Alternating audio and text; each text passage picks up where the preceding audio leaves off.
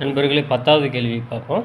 Fox equal to get எனில் xerox என்பது எதனை குறிக்கும்? அதாவது F is equal to C என்று அர்த்தம். அதே மாதிரி ஓ என்றால் ஏ என்று அர்த்தம்.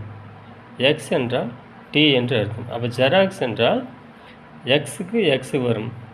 அப்போ இந்த எக்ஸுக்கு இந்த எக்ஸ் எழுதிடலாம். இந்த ஓக்கு ஏ எழுதிடலாம். அப்போ ஆப்ஷன் டி வந்து சரியான விடை. 11வது கேள்வி. 3 பகடைகள் ஒன்றாக உருட்டப்படும் போது அனைத்து பகடையிலும் ஒரே எண் கிடைக்க நிகழ்தகவு என்ன?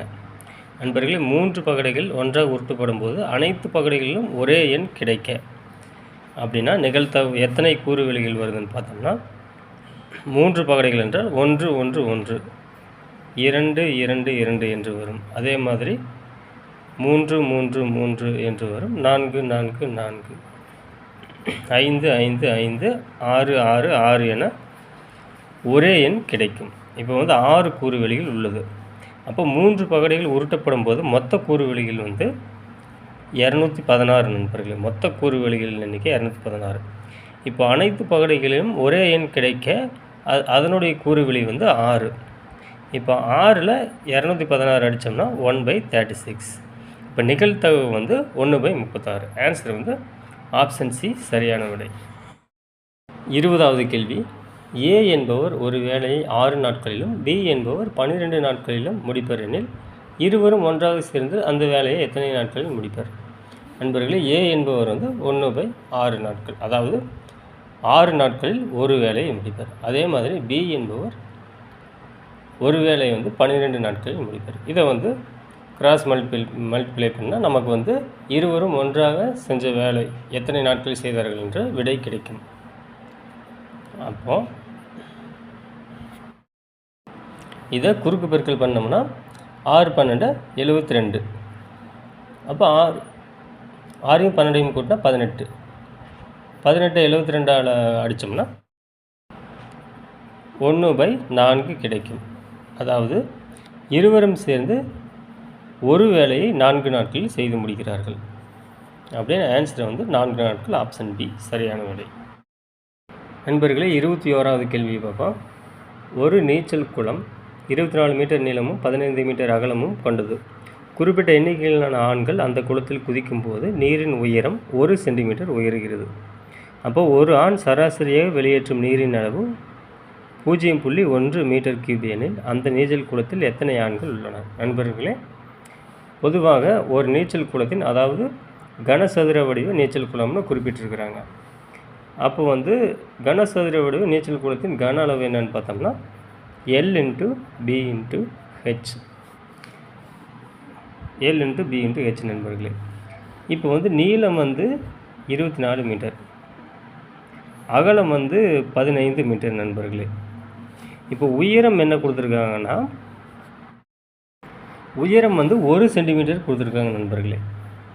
இப்போ அந்த 24 மீட்டர் நீளமும் 15 மீட்டர் அகலமும் இந்த 1 சென்டிமீட்டர் உயரத்திற்கும் நம்ம வந்து கன அளவு கண்டுபிடிக்கணும். அப்போ இந்த 1 சென்டிமீட்டர் வந்து மீட்டராக கன்வெர்ட் பண்ணும்போது நமக்கு வந்து 1 சென்டிமீட்டர் என்பது 0.01 மீட்டர் என்று வரும். இப்போ வந்து இதற்கான கன அளவு வந்து 24 × 15 × 1 மீட்டர் என்பது 100 சென்டிமீட்டரில் ஒரு பங்கு. அதனால் 1/100 என்று எழுதுகிறேன். அதாவது 1 சென்டிமீட்டர் அப்படிங்கிறத மீட்டராக கன்வெர்ட் பண்ணும்போது 1/100 அப்படின்னு எழுதிக்கிறேன். இது வந்து எதற்கு சமம் அப்படின்னா அந்த ஆண்கள் வெளியேற்றும் நீரின் அளவிற்கு சமம். அப்போ ஒரு ஆண் வந்து 0.1 மீட்டர் கியூப் அளவுக்கு நீரை வெளியேற்றுகிறார்கள். அப்படின்னா எத்தனை ஆண்கள் சேர்ந்து அந்த கன அளவுடைய நீரை வெளியேற்றுகிறார்கள் என்று கேட்டிருக்கிறார்கள். அது எத்தனை ஆண்கள் என்பது எக்ஸ் என்று வைத்துக்கொள்வோம். நண்பர்களே, 0.1ஐ நம்ம வந்து 1/10 அப்படின்னு எழுதலாம். இப்போ வந்து எக்ஸ் மட்டும் இந்த பக்கம் வச்சுட்டு இந்த 1/10 இடது பக்கம் சென்றால் அடிமானத்தில் 1/10 என்று போடலாம். நண்பர்களே, இந்த 10 வந்து மேலே இப்போ சென்றுவிடும்.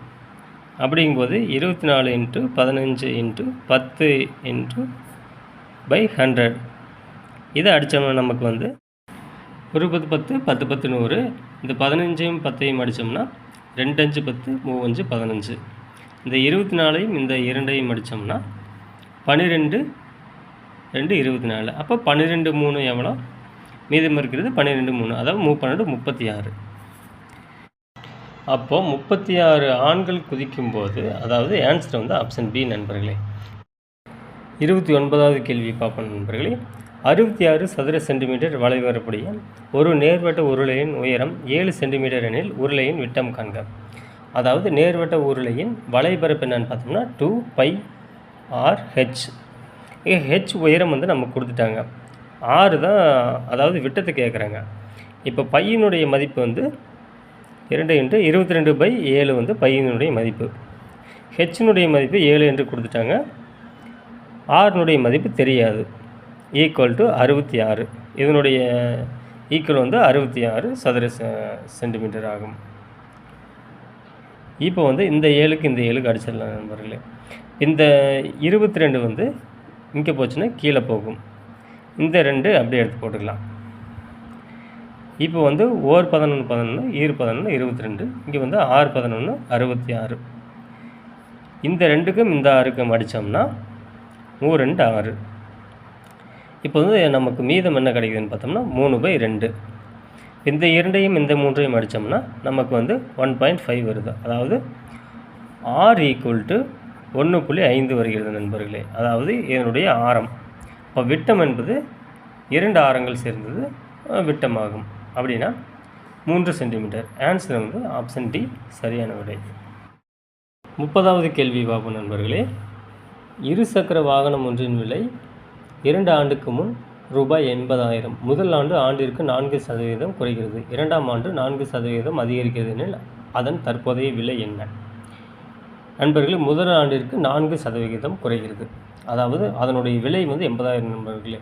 இந்த 80,000ல் 10% என்பது 8,000. அப்போ 1% என்பது 800. அப்போ 4% என்பது 4,800 3,200. அப்போ 80,000லிருந்து 3,200 கழிச்சோம்னா நமக்கு வந்து நண்பர்களே 76,800 கிடைக்கிறது நண்பர்களே. இது வந்து ஒரு ஆண்டு கழித்து நமக்கு கிடைக்கும் இருசக்கர வாகனத்தினுடைய விலை 76,800. இந்த 76,800 வந்து 2ஆம் ஆண்டு 4% அதிகரிக்கிறது. அதாவது இந்த 76,800 4% என்னன்னு பார்த்தோம்னா, இந்த 76,800 10% என்பது 7,680. அப்போ 1% என்பது 768 நண்பர்கள். அப்போ 4% என்பது 768 × 4, 8 32, 3, 6 24, 24 3 27, மீதம் 2, 7 28, 22 2 30. 76,800 4% என்பது 3,072 நண்பர்களே. இப்போ 2ஆம் ஆண்டு 4% அதிகரிக்கிறது என்றால் இந்த 76,800 அதனுடன் இந்த 3,072 நாம் வந்து கூட்ட வேண்டும். 3,072 நம்ம கூட்டினோம்னா நமக்கு வந்து 2 7 8 9 7 79,872 வருகிறது நண்பர்களே. அப்போ இதற்கான விடை வந்து ஆப்ஷன் டி. நண்பர்களே, 43வது கேள்வியை பார்ப்போம். ஒரு செவ்வக வடிவ நிலத்தின் ஒரு பக்க அளவு 15 மீட்டர் மற்றும் அதன் ஒரு மூலை விட்டம் 17 மீட்டர் எனில் நிலத்தின் பரப்பளவு என்ன? நண்பர்களே, செவ்வக வடிவ நிலத்தை வந்து நம்ம இப்படி வரைஞ்சிக்கலாம், சரிங்களா? இப்போ வந்து அதன் ஒரு பக்க அளவு 15 மீட்டர், இதனுடைய மூலை விட்டம் வந்து 17 மீட்டர். இப்போ வந்து நமக்கு அகலம் தெரியாது.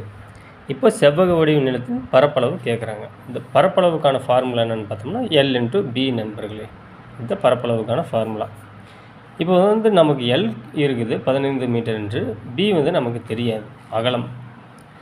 இப்போ அகலத்தை கண்டுபிடிக்கணும் நம்ம வந்து பிதாகரஸ் தேற்றத்தை பயன்படுத்தணும். பிதாகரஸ் தேற்றம் என்பது A² + B² = C². இந்த மூலை விட்டம் வந்து நம்ம C என்று வைத்துக்கொள்வோம் நண்பர்களே. அதே மாதிரி நீளத்தின் அளவை A என்றும் அகலத்தின் அளவை B என்றும் வைத்துக்கொள்வோம். அப்படின்னா 17² B² + இந்த 15². இப்போ 17²லேருந்து 15² கழிச்சோம்னா நமக்கு வந்து, அதாவது 17² என்பது 289 நண்பர்களே. 15 ஸ்கொயர் வந்து 225. இதை கழிச்சோம்னா நமக்கு 64 கிடைக்கிறது. அப்போ பி ஸ்கொயர் வந்து 64 என்றால் பி வந்து √64 நண்பர்களே. அப்படின்னா பி வந்து 8 என்று கிடைக்கும். அப்போ வந்து அகலம் வந்து 8. அப்போ 15 8 பெருக்குனா நமக்கு வந்து 120 வருகிறது நண்பர்களே. ஆன்சரை வந்து நிலத்தின் பரப்பளவு ஆப்ஷன் டி 120 மீட்டர் ஸ்கொயர் ஆகும். நண்பர்களே 44வது கேள்வி பார்ப்போம். ஆண்டு வட்டி வீதம் 16.2/3% எனில் ரூபாய் 68,000க்கு 9 மாதங்களுக்கு தனி வட்டி என்ன? நண்பர்களே தனி வட்டி என்னன்னு கேட்டிருக்காங்க. இந்த தனி வட்டிக்கான ஃபார்முலா என்னென்னு பார்த்தோம்னா P/100 நண்பர்களே. இப்போ வந்து P என்பது அசல், எண் வந்து ஆண்டுகள் நண்பர்களே. அதாவது 9 மாதங்கள் கொடுத்துருக்காங்க. இந்த 9 மாதங்கள் அப்படிங்கன்னா ஆண்டாக எழுதும்போது நம்ம வந்து 9/12 எழுதிக்கலாம். அதே மாதிரி இந்த 16.2/3% என்பதை குறுக்கு பெருக்கல் செய்து 16/2/3 என்பதை 16 48 48 கூட்டல் 2 50 50/3 எழுதிக்கலாம் நண்பர்களே. இப்போ வந்து இந்த மதிப்பை வந்து நம்ம தனி வட்டி ஃபார்முலாவில் பிரதிட்டோம்னா நமக்கு வந்து 68,000 × 50/3 × 9/12 இந்த 100 அப்படியே எடுத்து எழுதிக்கலாம் நண்பர்களே. இப்போ வந்து இந்த 100ஐயும் இந்த 2 பூஜ்ஜியத்தையும் அடிச்சிடலாம். அதே மாதிரி இந்த 12ஐயும் இந்த 9ஐயும் அடிச்சிட்டோம்னா 3 9 4 12. அப்போ இந்த 4ஐயும் இந்த 68ஐயும் அடித்தோம்னா 1 4 4 7 28. இங்கே வந்து 0 வருகிறது 170. இதில் வந்து இந்த 3க்கும் இந்த 3க்கும் அடிச்சிடலாம் நண்பர்களே. இப்போ வந்து இந்த 170 50 மட்டும்தான் இருக்குது. இதை பெருக்கினோம்னா நமக்கு வந்து அந்த தனி வட்டி நமக்கு கிடச்சிடும். அப்படின்னா 170ஐயும் 50ஐயும் பெருக்குனா 170 × 50 0 0 0 0 7 35 மீதி 3 5 5 3 8 நண்பர்களே 8500 வருகிறது நண்பர்களே. ஆன்சரை வந்து ஆப்ஷன் பி. இந்த கேள்விக்கான ஆன்சர் ஆப்ஷன் பி சரியான விடையாகும். நண்பர்களே 45வது கேள்வி பார்ப்போம். A/B/C = 2:3:4 எனில் A/B/B/C/C/A இன் மதிப்பு காண்கன்னு கேட்டிருக்காங்க. இப்போ வந்து இதனுடைய மதிப்பை அப்படியே நம்ம எடுத்து எழுதணும் நண்பர்களே. அப்படின்னா 2:3:4. இப்போ வந்து A/B, A கடையில் B இருக்குது அப்படின்னா 3 B கடையில் C இருக்குது, C என்றால் 4, C கடையில் 7 இருக்குது, C/A அப்படின்னா ஏயின் மதிப்பு 2. இப்படி எழுதிக்கலாம் நண்பர்களே. இப்போ பகுதியை ஒரே மாதிரியாக நம்ம வந்து எல்சிஎம் கண்டுபிடிக்கணும்.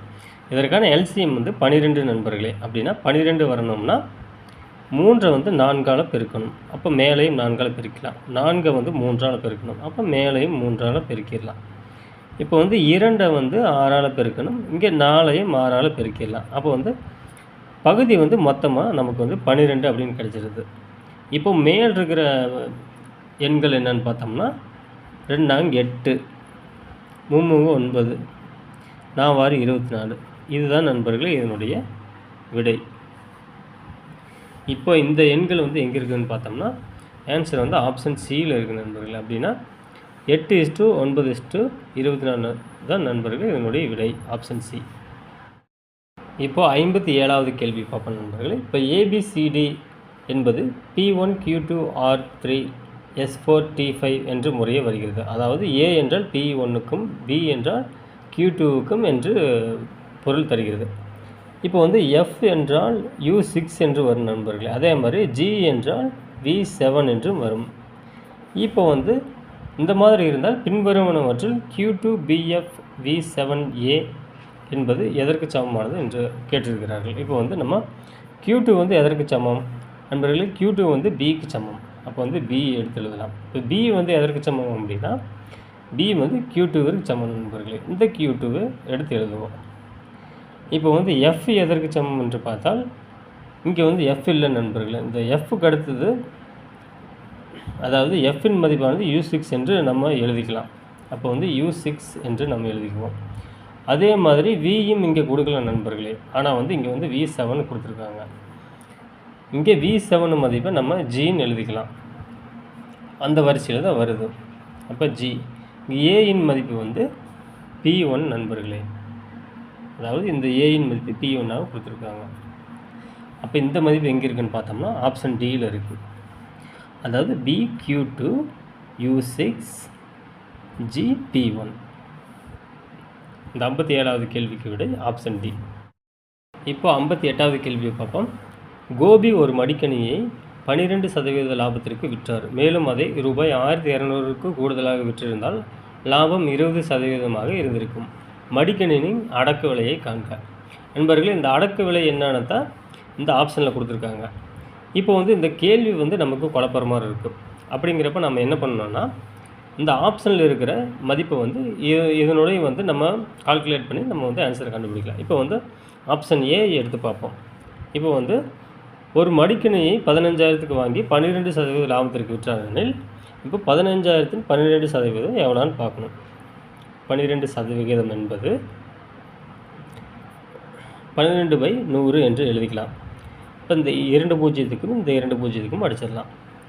இப்போ வந்து 12 150, அதாவது 10 150 1500, 12 150 என்பது 1800 வருகிறது நண்பர்களே. இப்போ வந்து எவ்வளோக்கு விற்றுருக்காருன்னா 12% லாபம் என்றால் 15,000 கூட்டல் 1800 அப்படின்னா 16,800க்கு விற்றிருக்காரு நண்பர்களே. கூடுதலாக 1200க்கு விற்றிருந்தால் லாபம் 20% இருந்திருக்கும். இப்போ கூடுதல் ஒரு 1200 நம்ம ஆட் பண்ணி பார்ப்போம். அப்படின்னா நமக்கு எவ்வளோ கிடைக்குதுன்னு பார்த்தோம்னா 18,000 கிடைக்கிறது நண்பர்களே.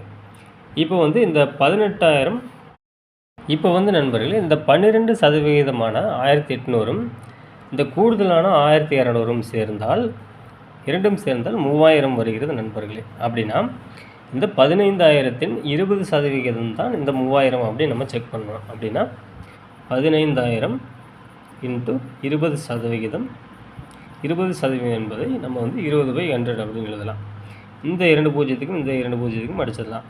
அப்போ வந்து 10 150 1500, 20 150 3000 நண்பர்களே. அப்படின்னா நமக்கு வந்து சரியாக வருகிறது விடை.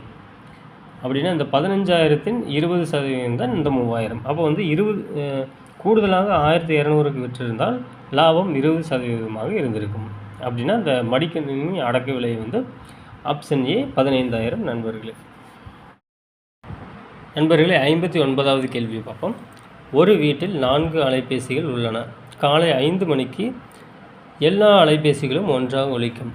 பின் முதல் அலைபேசியானது ஒவ்வொரு 20 நிமிடங்களிலும், இரண்டாவது அலைபேசி ஒவ்வொரு 30 நிமிடங்களிலும், மூன்றாவது அலைபேசி ஒவ்வொரு 40 நிமிடங்களிலும், நான்காவது அலைபேசி ஒவ்வொரு 50 நிமிடங்களிலும் ஒலிக்கின்றன எனில் அவை மீண்டும் எப்பொழுது ஒன்றாக ஒலிக்கும். அதாவது காலை 5 மணிக்கு ஒலித்தது. ஒவ்வொரு அலைபேசியும் ஒவ்வொரு நிமிடங்களில் குறிப்பிட்ட இடைவெளியில் ஒலித்து மீண்டும் அவை எப்போ ஒன்றாக ஒலிக்கும் கேட்குறாங்க நண்பர்களே. இதற்கு வந்து நம்ம வந்து இந்த எண்களுக்கான எல்சிஎம் கண்டுபிடிக்கணும். இந்த 20 30 40 50க்கான எல்சிஎம் கண்டுபிடிச்சா அதுதான் நண்பர்களே விடை.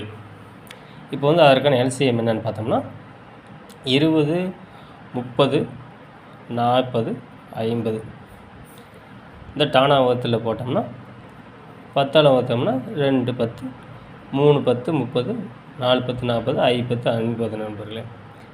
இதை 2ஆல் வகுத்தோம்னா 1 2 2 3 அப்படி எழுதிக்கலாம், 2 2 4 இந்த 5 அப்படி எழுதிக்கலாம். இப்போ இதையும் 2ஆல் வகுக்கும்போது இங்கே வந்து 1 ஆகும். இந்த 3 அப்படியே கீழே போட்டுக்கலாம், இந்த 5 கீழே போட்டுக்கலாம்.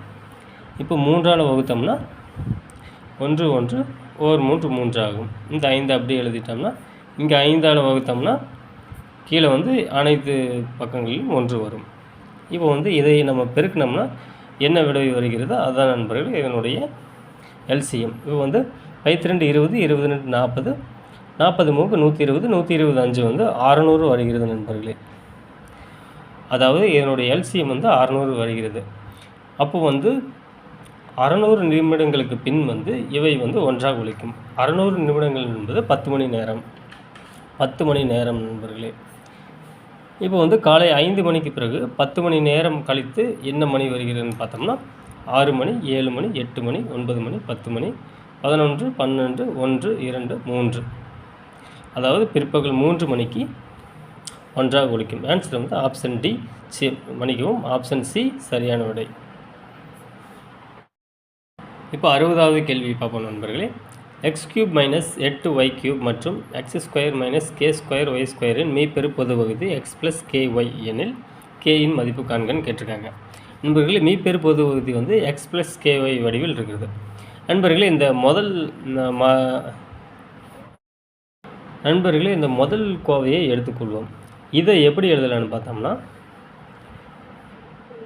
x³ மைனஸ் 2³ y³ என்று எழுதலாம் நண்பர்களே. இப்போ வந்து நமக்கு இதுலேயே வந்து நமக்கு ஆன்சர் கிடச்சிருது. எப்படின்னா மீப்பெரு பொது வகுதி என்பது இருக்கிற காரணிகள்லேயே மிகச்சிறிய காரணிகள் தான் வந்து மீப்பெரு பொது வகுதி.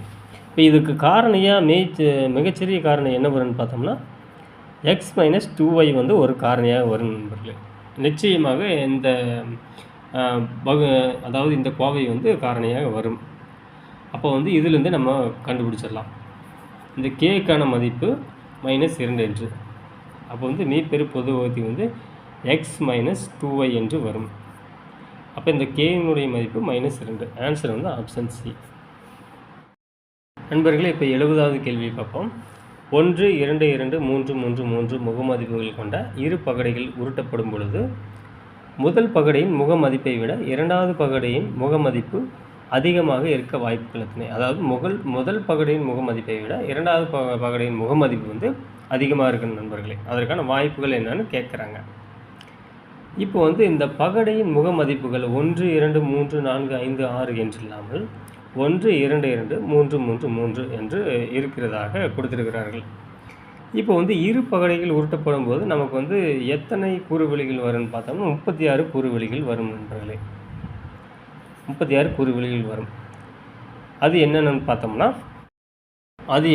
பார்த்தோம்னா நண்பர்களே, முதல் பகடையின் முகமதிப்பு 1 விழுந்தால் இரண்டாவது பகடையின் முகமதிப்பும் 1 விழுக வாய்ப்புள்ளது. அதே மாதிரி முதல் பகடையின் முகமதிப்பு 1 விழுந்தால் இரண்டாவது பகடையின் முகமதிப்பு 2 விழ வாய்ப்புள்ளது. அதே மாதிரி நம்ம எடுத்து எழுதிக்குவோம் நண்பர்களே. இந்த மாதிரி விழ வாய்ப்புள்ளது. நண்பர்களே, இந்த முகமதிப்புகள் கொண்ட இரு பகடைகள் உருட்டப்படும் போது நமக்கு வந்து கூறுவெளிகள் வந்து இந்த மாதிரி வரும் நண்பர்களே.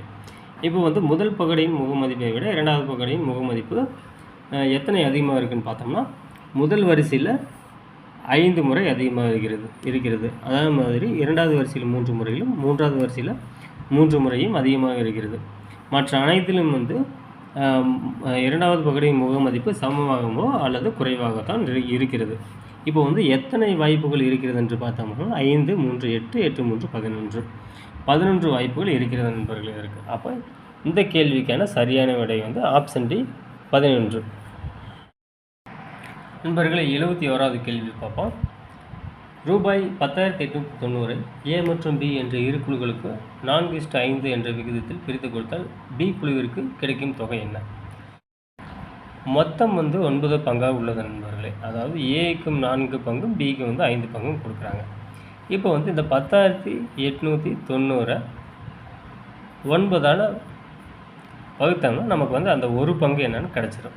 இப்போ 9ஆல் வகுத்தோம்னா 4 9 9 மீதி 1, 2 9 18, 4 9 9 மீதி 0. இப்போ 1210 வந்து அந்த ஒரு பங்கு நண்பர்களே.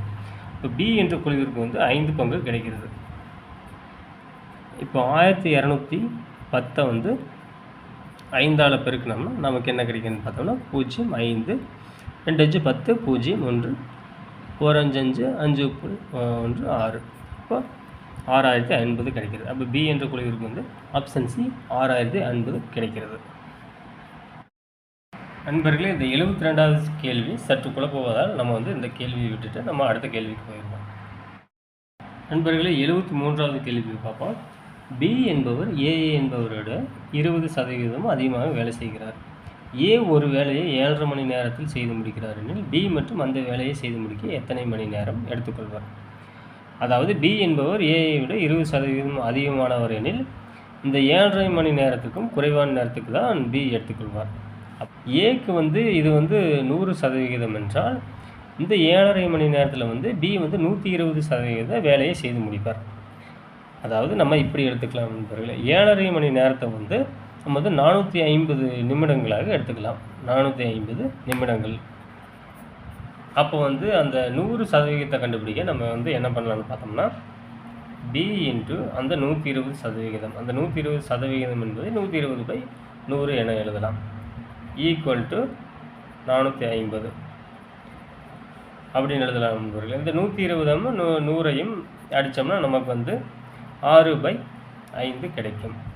இந்த 6/5 வலது பக்கம் சென்றால் 5/6 என்று மாறும். இந்த 450 6ஆல் வகுக்கும்போது நமக்கு வந்து 7 6 42, மீதம் 3, 5 6 30, 75 இன்ட்டு 5 கிடைக்கிறது நண்பர்களே. இந்த 75 மற்றும் 5ஐயும் பெருக்கினா நமக்கு வந்து 375 கிடைக்கிறது. அதாவது பியின் 100% என்பது 375 நிமிடங்கள். அப்போ பி இஸ் ஈக்குவல் டு 375 நிமிடங்கள்.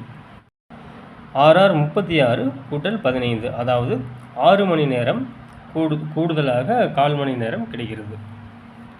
அப்படின்னா இதற்கான சரியான விடை ஆப்ஷன் சி 6 மணி நேரம் அல்லது ஆப்ஷன் டி 6.5 மணி நேரம் வருகிறது. இதற்கான மிகச்சரியான விடை என்னென்னு பார்த்தோம்னா 6.25 மணி நேரம் தான் நண்பர்களே மிகச்சரியான விடை. இப்பொழுது வந்து இந்த ஆப்ஷன் சி அல்லது டி இதில் ரெண்டில் ஏதாவது ஒரு நம்பர் தான் வரும்.